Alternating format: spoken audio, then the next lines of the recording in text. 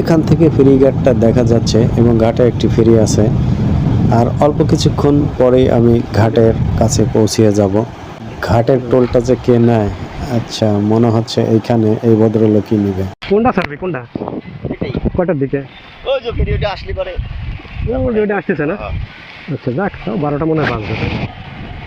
উপরে কি গাড়ি বাড়ি দেখলেন? উপরে তো ওই পাশে গাড়ি দেখলাম, ওই যে ওজন দেয় তার পিছনে আছে। ছেড়ে দিবে আসলে 20 টাকা না? 20 টাকা আর টিকিটটা দেন। এই হলো টিকিট, ধরেন 20 টাকা। খুচরা তো খুঁজতেছি, মানে জানি খুচরাই লাগে, খুচরা দিলে একটু সুবিধাই হয় সবারই। 20 টাকা হলো রেডওয়ান ট্রেডার্স, রজব আলী পদ্মার প্রোভাইডার, টার্মিনাল চার্জ। ওকে, আর এটা হলো যাত্রী কফি। ঠিক আছে ঠিক আছে, রোজ তো কোথায় দাঁড়াবো না।